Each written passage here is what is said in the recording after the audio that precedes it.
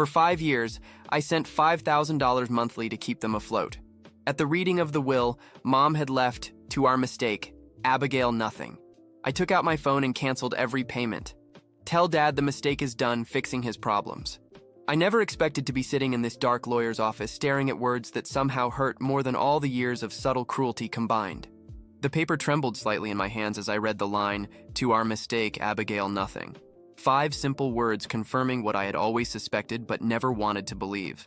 The irony wasn't lost on me. For the past 5 years, I've been sending $5,000 every month to keep my family afloat. That's $300,000 of my hard-earned money poured into a bottomless pit of ingratitude. And now, sitting in this leather chair that probably cost more than my first car, I was officially nothing.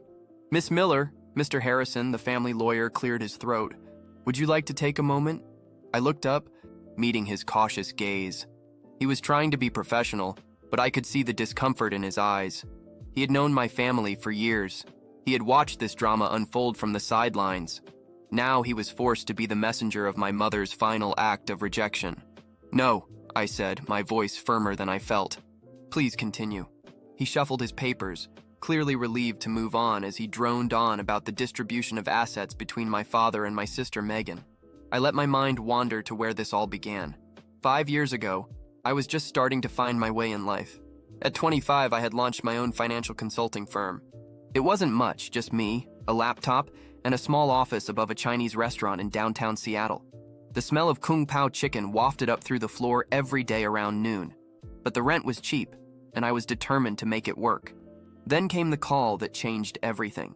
"Abigail?" My mother's voice had sounded unusually fragile that night. "We need to talk about something important." I remember straightening in my chair, feeling a knot in my stomach. Important in my family usually meant bad news. "Your father's business. There's been an issue." She paused, and I could hear her struggling to maintain composure. "The investment didn't work out. We're going to lose everything." The investment I had warned them about. That Dad's company had invested most of its capital in a risky venture, despite my advice against it. I had spent years studying finance. I had even worked at a top investment firm before starting my own business. But what did I know? I was just the daughter who disappointed them by not following the traditional path they'd laid out for me. "How bad is it?" I asked, already dreading the answer. "We can't make the mortgage payment this month." Her voice broke. "The credit cards are maxed out. Your father isn't taking it well." I closed my eyes, knowing what would come next. The subtle guilt tripping, the implied responsibility. I had seen this pattern my entire life, just never at this scale. "Abigail, I hate to have to ask, but how much do you need?" The figure she mentioned made my heart sink. $5,000. That was almost everything I had in my business account. Money I had been saving to expand my company, to finally move out of that cramped office with its perpetual smell of Chinese food. But they were family, and in our family, that word carried weight. It meant obligation, duty, sacrifice, especially on my part. "I'll transfer it right now," I heard myself say. That first transfer was supposed to be a one-time thing, just enough to help them get back on their feet. But 1 month turned into 2, then 3, then 12. Each time there was a new crisis, a new reason why they couldn't make ends meet. And each time, I opened my banking app and sent another $5,000. Meanwhile, my sister Megan thrived. She had followed the path our parents wanted. She married well, had the perfect suburban life. She never took any risks. She didn't have to worry about our parents' financial problems. That burden fell squarely on my shoulders. "The lake house goes to Megan, Mr. Harrison's voice interrupted my memories. "Along with the summer cottage in Maine and your mother's jewelry collection." I felt a bitter smile tug at my lips. The lake house. I had spent the last 2 summers paying for its maintenance, fixing the roof, upgrading the plumbing, all while Megan hosted elaborate parties there, playing the role of the perfect daughter. "The remaining liquid assets will be divided between your father and Megan with a 70-30 split in your father's favor." Mr. Harrison paused, looking at me apologetically. "That concludes the main points of the will." I sat there, letting reality sink in. 5 years of support, of sacrificing my own dreams to keep them afloat, and this was my reward, to be officially labeled the mistake in my mother's final words. My phone vibrated in my pocket, likely another message from Dad about this month's mortgage payment. It was due in 3 days. He had been reminding me all week, as if I could forget my family duty. With steady hands, I pulled out my phone. Mr. Harrison was still talking, something about signing papers, but I wasn't listening anymore. I opened my banking app, navigated to the recurring payment section, and found the one labeled Family Support. One tap. That's all it would take to end 5 years of financial bleeding. One tap to finally say enough. Miss Miller? Mr. Harrison's voice seemed distant. Do you have any questions about the will? I looked up from my phone, meeting his gaze. Just one, I said quietly. When does this become official? Is the will effective immediately? He nodded. Then I pressed my thumb against the screen. Cancel payment? Confirm? Yes. Standing up, I smoothed my skirt and collected my purse. Thank you for your time, Mr. Harrison. I trust you'll inform my father and Megan of the details. He blinked, taken aback by my calmness. Yes, of course. But don't you want to discuss this with your family? Perhaps there's been some misunderstanding. No misunderstanding, I interrupted softly. The will is perfectly clear. I am the mistake, and mistakes don't pay bills. As I walked toward the door, my phone started vibrating again. Dad's name appeared on the screen, probably wondering why I wasn't responding to his messages about the mortgage. For the first time in 5 years, I hit decline. Outside, Seattle's perpetual rain had ceased, leaving the air fresh and clean. I took a deep breath, feeling lighter than I had in years. My mother's final words had hurt, yes, but they had also freed me. No more pretending, no more obligation, no more draining my resources to fuel their lifestyle. I had built something from nothing once before, starting with just a laptop and a dream in a small office above a Chinese restaurant. I could do it again, but this time without the weight of family expectations holding me back. My phone vibrated once more. A message from Megan. Where are you? Dad's trying to contact you about the mortgage. I typed a response, then paused, considering my words carefully. Finally, I wrote, Tell Dad the mistake is done fixing his problems. It's time for you to figure it out yourselves. Then I blocked their numbers, tucked the phone back into my pocket, and walked to my car. It was time to start writing my own story, one where I wasn't the mistake, but the masterpiece. But this was just the beginning. What I didn't know then was that my family's reaction to being cut off would trigger a chain of events that would change everything. Their desperate attempts to regain control, their manipulation tactics, and finally, their shocking discovery about who I had become while they were busy belittling me. All of that was yet to come. For now, though, I simply drove home, watching Seattle's skyline grow in my windshield. Tomorrow would bring new challenges, but for the first time in years, I was ready to face them on my own terms. The office above the Chinese restaurant was long gone, replaced by a sleek space in a downtown high-rise. But sometimes, when I needed a reminder of how far I'd come, I would order Kung Pao chicken and smile, remembering the girl who started with nothing but determination. That girl wasn't a mistake. She was a force of nature.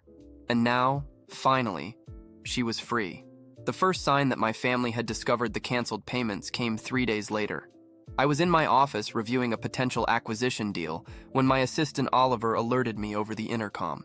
Miss Miller, your father is in the lobby. He's being quite insistent about seeing you. I looked at my computer screen. Exactly 72 hours since the mortgage payment was due. Right on schedule. How insistent? I asked, already knowing the answer. He's threatening to call security if they don't let him up. Should I? No, I interrupted, saving my work. I'll handle this. Send him to conference room P and make sure the recording is activated. 5 years of managing my family's finances had taught me one thing. Always keep records. Something told me I'd need them soon. The conference room was all glass and chrome, with views of Seattle's skyline that typically impressed clients.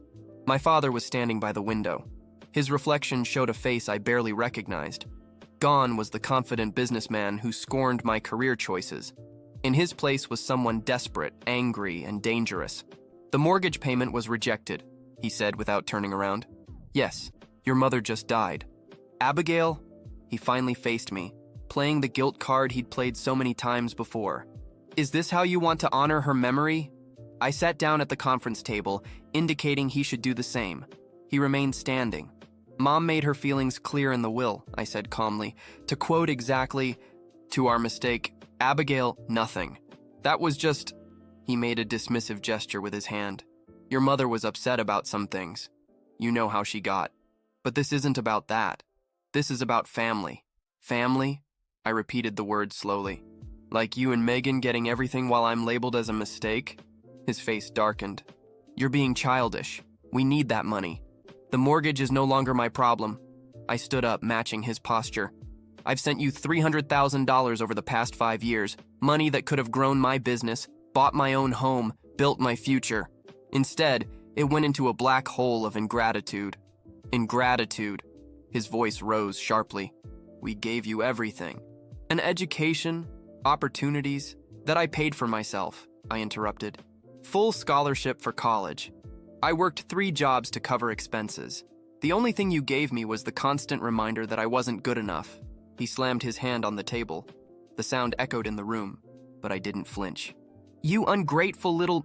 He visibly restrained himself, trying to regain control. Fine. How much? Excuse me? How much to fix this? You want a piece of the inheritance? Name your price. I laughed, and the sound seemed to surprise him more than anger would have. You still don't get it, do you? This isn't about money. It's about respect, about acknowledgement.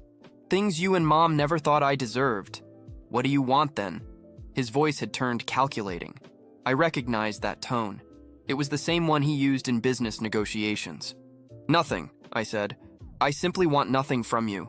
Not money, not relationship, not family obligations. I'm done. His face went through a series of surprise, anger, and finally, the one I had been waiting for. Fear. You can't do this, he whispered. The house, everything. We'll lose it all. Probably, I agreed, unless Megan steps up. She received the inheritance? After all, I'm sure she'll be happy to help. The mention of Megan seemed to trigger something. He pulled out his phone, his fingers trembling slightly as he dialed. I could hear it ringing on speaker. Daddy! Megan's voice filled the room. Did you talk to her? Did you fix it? I'd never been denied anything, especially by me. They would escalate their actions. They would try to find ways to pressure me. They would try to use my business contacts against me. What they didn't know was that I was prepared. 5 years of supporting them had taught me to document everything. Every transfer, every text message asking for money, every email promising it would be the last time. I had it all safely stored. I also had something else they didn't know about: influence. The Thompson deal I was reviewing wasn't just any acquisition. It was for a property management company that happened to handle several of Dad's commercial properties. Properties that were already struggling due to his financial mismanagement. If they wanted to play hardball, they would learn that the mistake had learned some tricks of her own. My computer pinged with an email notification. It was from Mr. Harrison, the family lawyer. Miss Miller, your father has requested a family meeting to discuss recent developments. He suggests tomorrow at 2 p.m. at the lake house. Megan and her husband will be present. Please consider attending to resolve this situation amicably. Regards, David Harrison. I hit reply. Mr. Harrison, thank you for the invitation, but I must decline. As the lake house now belongs to Megan, I have no right to be there. As for resolving the situation, I believe Moms will make everything perfectly clear. Regards, Abigail Miller, CEO, Miller Consulting Group. I added my full title deliberately. Let them see what the mistake had built while they were busy belittling her. Just then, Oliver knocked on my door. Miss Miller, you should see this. He handed me his tablet open to a local business news site. The headline made my blood run cold. Family drama. Local businessman accuses daughter of financial abandonment. There was my father, extensively quoted about how his ungrateful daughter had cut off support to his grieving family. How I had taken advantage of their trust and then abandoned them in their time of need. The article even mentioned my company by name. So this was their game. They thought they could shame me back into the fold, damage my business reputation until I had no choice but to give in. What they didn't understand was that shame only works if you accept it. And I was done accepting their version of reality. I handed the tablet back to Oliver. Call PR. It's time to tell our side of the story. The next few days would change everything. My family thought they could pressure me into submission, but they were about to learn that the daughter they had scorned for so long had become someone they couldn't afford to antagonize. Their attempts to damage my reputation would backfire spectacularly, leading to revelations that would shake the foundations of our family. But that was tomorrow's battle. For now, I had work to do, starting with a call to the Thompson Group about accelerating our acquisition timeline. The PR war my father initiated backfired spectacularly within 48 hours. While I hadn't planned to make our family drama public, since he opened that door, I walked right through it. My company's PR team issued a simple statement, a detailed record of every payment I had made to my family over the past 5 years, along with a copy of the relevant section of my mother's will. No emotional commentary, no accusations, just cold, hard facts, with a single question at the end. Who really abandoned whom? The public response was immediate and overwhelming. Local business forums exploded with discussions. The same news outlet that had published my father's accusations now ran a follow-up piece. Financial family abuse, the dark side of filial obligation. But I wasn't finished yet. The Thompson acquisition papers are ready, announced Oliver, placing a thick folder on my desk. They're offering a 15% discount if we close before the end of the month. I smiled, opening the folder. Thompson Properties managed 60% of my father's commercial real estate. Once this deal closed, I would effectively become his landlord. Schedule the signing for next week, I said. Then I paused. And Oliver, make sure my father receives an invitation. He should know who his new property manager will be. The next few days passed in a whirlwind of activity. My family tried everything to regain control. Megan showed up at my office twice, only to be turned away by security. My father tried to contact my major clients, but my reputation for integrity spoke louder than his desperate accusations. Then came the message that changed everything. It was from my father's business partner, Michael. Abigail, you need to see this. Your father is trying to sell the business. Attached was a photo of a contract. My father was planning to sell his remaining business assets for a fraction of their value to a holding company I'd never heard of. It seemed desperate, until I looked closer and recognized Megan's husband Brian's signature on the incorporation papers. They were trying to hide assets. I sent the evidence to my lawyers, then made a call to the one person who could help me understand what was really going on. An hour later, I sat across from Michael in a quiet cafe 3 blocks from my office. He looked tired, older than his 50 years. It's worse than we thought, he said, sliding a USB drive across the table. Your father has been moving money for years. The investment that supposedly failed, it didn't. He diverted the proceeds to offshore accounts, then declared bankruptcy to avoid paying the investors. I felt the blood drain from my face. That's fraud, Michael nodded grimly. The SEC has been sniffing around. Your father knew it was only a matter of time before they found something. That's why he needed your money, to cover the holes in the books. And now that you've cut him off, he's desperate. The sale to Megan's shell company is his last attempt to hide whatever's left before it all crashes down. I stared at the USB drive, feeling the weight of its contents. Why are you showing me this? Michael's eyes met mine. Because I was there when you were born. I watched you grow up. I saw how they belittled every achievement, every success. You deserved better. I tucked the drive into my purse, my mind already racing with possibilities. Thank you, Michael. What are you going to do? I stood up, leaving enough cash on the table to cover our coffees. I'm going to make sure they can't hurt anyone else. Back in my office, I reviewed the documents Michael had provided. The evidence was damning. Years of systematic fraud, all carefully documented. My father hadn't just been stealing from investors. He had been stealing from his own company, from his employees' pension fund, even from his partners. I made 2 calls. One to the SEC, arranging a meeting for the following morning. The second to Mr. Harrison. Miss Miller, he answered on the first ring. Ichuisai. I was just about to call you. Let me guess. Another family meeting? Yes. Tomorrow at 2 p.m. Your father insists it's urgent. I checked my calendar, already knowing I was free. The lake house again? Actually, no. Your father's office. He says it's about the future of the family business. Perfect. Tell him I'll be there. The next morning, I met with the SEC investigators, handing over everything Michael had provided. They were particularly interested in the attempted asset transfer to Megan's shell company. At 2 p.m. sharp, I walked into my father's office building for what I knew would be the last time. The receptionist directed me to the main conference room, where I found my father, Megan, her husband, Brian, and Mr. Harrison already waiting. Abigail. My father stood, attempting a smile. Thank you for coming. We have a proposal that might benefit everyone. I took a seat, noting the thick contract in front of Megan. I'm listening.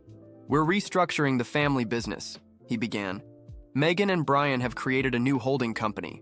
We want to transfer all the assets to this new entity, and you would receive a 15% stake in exchange. We need you to resume the monthly payments and publicly retract your recent statements. I took the contract, pretending to read it carefully. And if I refuse, then you get nothing. Megan leaned forward. No stake in the company, no part in future earnings.